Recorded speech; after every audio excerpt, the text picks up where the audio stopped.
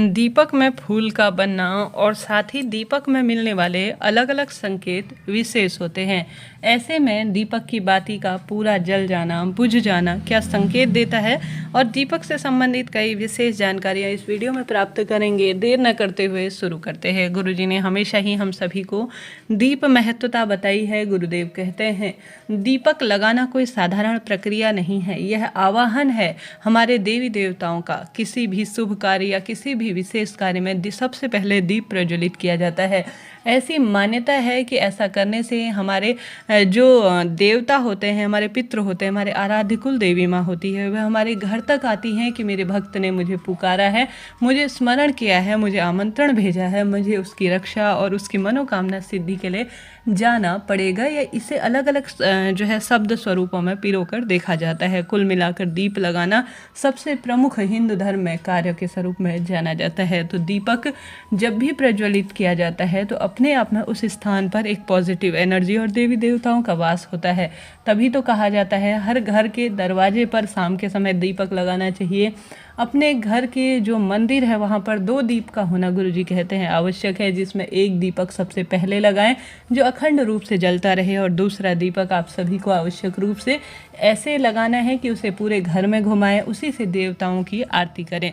इस तरह से यह नियम होता है और समय समय पर दीपक बदलना भी नहीं चाहिए।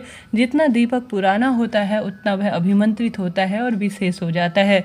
तो 2 दीपक घर के मंदिर में रखें और सदा सर्वदा जब भी पूजा करें, आराधना करें, इन शब्दों को जरूर से बोले। सर्वे भवन्तु सुखिनः, सर्वे सन्तु निरामया, सर्वे भद्राणि पश्यन्तु, माँ कश्चित् दुख भाग भवितः। सभी जन सुखी रहें, सभी जन निरोगी रहें और सभी की मनोकामना पूर्ण हो। सभी के लिए यह प्रार्थना अगर आप करते हैं ना, सभी के लिए मांगते हैं ना कि सभी जन सुखी रहे, सभी जन निरोगी रहे और सबकी कामना सिद्ध हो, तो उन सभी में सबसे पहला भगवान जी के जो है नेत्रों में सबसे पहले आपकी जो है आपका स्वरूप होता है। आपकी जो बात होती है वह भगवान जी तक पहुँचती है कि आप सबसे पहले सभी के लिए मांग रहे हैं। उन सभी में प्रथम नंबर आपका होता है।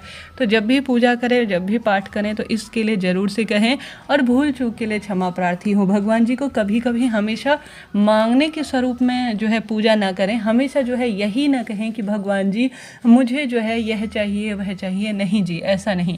जैसा आपके पास है ना, कई दुनिया में ऐसे लोग हैं वैसा किसी के पास नहीं है। कई लोग जो है हमारे पास जो होता है ना उसके लिए तरसते हैं, देखते हैं कि काश यह चीज़ हमारे लिए होती, परंतु भगवान जी ने हमें दिया है तो कभी कभी प्रभु को उसको धन्यवाद स्वरूप भी आपको प्रणाम करना चाहिए और बिना मांगे भगवान की पूजा करनी चाहिए कि प्रभु जो है जैसा है जिस स्वरूप में है, तेरा तुझको अर्पण क्या लागे मेरा। इस भावना से आपको पूजन अर्चन करना चाहिए। भगवान जी आपको बिना मांगे सब स्वरूप में देंगे। हम सभी जानते हैं हम अज्ञान हैं, अनजान हैं, हमें बहुत जल्दी पाने की इच्छा होती है कि भगवान जी मुझे यह चाहिए, परंतु भगवान जी ने आपके लिए कुछ बेहतरीन सोचा होता है जिस कारण से उस प्रार्थना पूजा उपाय को लगने में देर लग रही होती है। कहीं ना कहीं किसी न किसी स्वरूप में वह देरी से पूर्ण हो रहा होता है। तो इसका मतलब यह है कि भगवान जी ने आपके लिए बहुत अच्छा सुंदर कुछ विशेष निर्धारित किए हैं, जब जाके आपकी प्रार्थना पूजा और जो उपाय करते हैं उसकी सिद्धता में समय लग रहा है। तो इन नियमों का ध्यान रखिए, कभी मन उदास ना हो। आप सभी भी मेरी बातों से सहमत हैं तो कमेंट्स के द्वारा श्री शिवाय नमस्तुभ्यम या हर हर महादेव जरूर से लिखिएगा। मंत्रों का दान करना अपने आप में अद्भुत है। और चैनल पर नए हैं तो लाइक करें, वीडियो को और शेयर करें और सब्सक्राइब चैनल को करना ना भूलें। जैसे कि आप सभी दीप प्रज्वलित करते हैं तो सबसे पहले आप सभी को इस बात का ध्यान रखना चाहिए कि जो दीपक में बच जाती हैं बातियाँ और उसमें जो माचिस की तिल्लियाँ भी रसोई घर में बच जाती हैं, तो बहुत अधिक लंबे समय तक आप सभी को उसे अपने मंदिर में नहीं रखना है। आप समय समय पर जो है कभी भी यह भी गलती ना करें कि किसी ऐसे पानी में आप सभी को उसी को बहा देना है, जैसे किसी पवित्र नदी में हम प्रवाहित कर देते हैं, किसी पेड़ के नीचे रख देते हैं, तो यह भी कहीं ना कहीं हमारे पैरों के नीचे आती है। और जो नदी में आजकल बातियों में भी मिलावट आती है, पहले जैसी शुद्धता चीज़ों में नहीं रही है, जिस कारण से यह जल्दी गलती नहीं है। नदी में जाती है तो वहाँ वन्य जीव जंतु जो भगवान के बनाए गए सब हैं, सभी के अंदर ओमकार के रूप में प्रभु का वास है।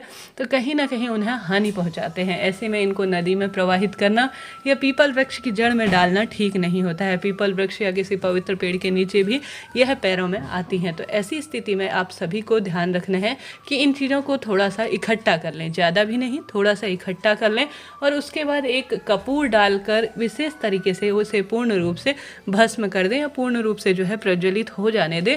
जब तक यह जो है राख के स्वरूप में आपको प्राप्त हो जाती है। यह कार्य आप किसी पूर्णिमा अमावस्या के दिन कर सकते हैं, इच्छा आपकी है।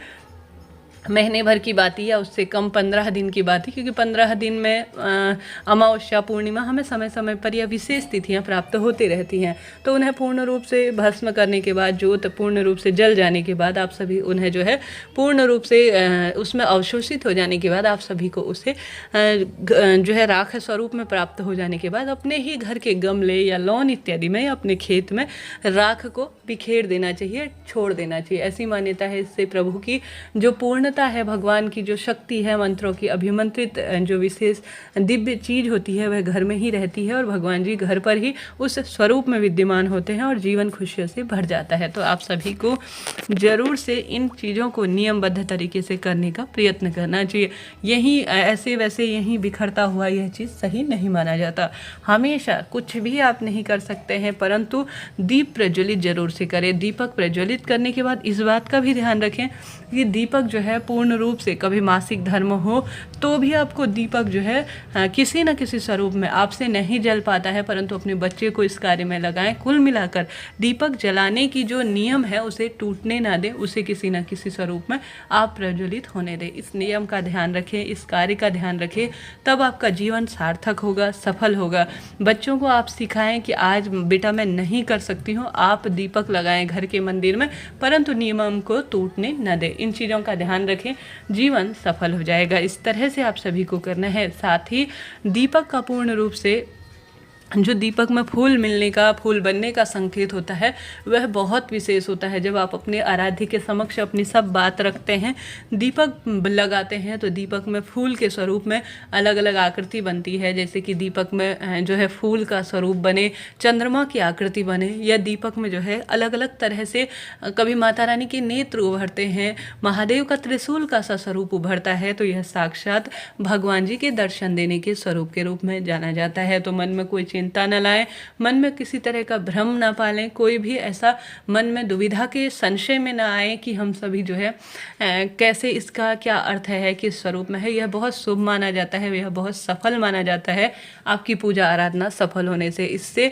ऐसी मान्यता है कि आपकी मनोकामना पूर्ण होने के खूब अधिक जो है यह सुंदर संकेत के स्वरूप में जाना जाता है। जब भी दीपक में फूल बने, भगवान का धन्यवाद करें। भगवान जी किसी न किसी स्वरूप में, किसी न किसी माध्यम को जीवन में आपके भेजेंगे, जो कि आपकी मनोकामना सिद्ध करेगा, पूर्ण सार्थक होगी और वह बहुत सुंदर तरीके से आपकी पूजा मान्य होने के स्वरूप में जाना जाता है। तो इस चीज़ के लिए आप भगवान जी को प्रणाम जरूर से करें। यह बात हो गई सरल से कार्य की। अब जान लेते हैं वह बात जो मैंने टॉपिक में रखा हुआ था कि आप सभी जब पूर्ण रूप से बाती भस्म हो जाती है, तेल सोख लेती है, तो इसका क्या संकेत है। तो यह भी काफ़ी शुभता के रूप में जाना जाता है। देखिए, कोई भी चीज़ होती है, हम भगवान जी को भोग लगाते हैं तो भगवान जी उसे चख लेते हैं, किसी न किसी स्वरूप में वह कम हो जाता है या किसी न किसी स्वरूप में वह जो है आस्वादन के स्वरूप में भगवान जी उसे ग्रहण कर लेते हैं। तो यह शुभता के रूप में ही होता है। हमारा भोग सफल हो गया, भगवान जी ने इसे चख लिया है। तो ठीक यही प्रक्रिया यहाँ पर होती है। अगर आपके भी जो बाती है, तेल है, वह पूर्ण रूप से भस्म हो जाता है, खत्म हो जाता है, तो यह बहुत सुंदर है। आपकी पूजा आराधना बहुत सही है, बहुत सुंदर स्वरूप में है, भगवान जी को पूर्ण रूप से मान्य है। तो इस तरह से यह जानकारी थी। मुझे आशा है, उम्मीद है मैंने आपको सटीक, संपूर्ण, पूर्ण जानकारी देने का प्रयत्न किया। फिर भी कोई प्रश्न हो तो आपका अपना चैनल है, मैं आपकी हूँ और आपका ये चैनल है। सभी सवाल आप पूछ लीजिएगा, सभी प्रश्न पूछिएगा, पूर्ण रूप से जवाब पाएंगे। हर हर महादेव।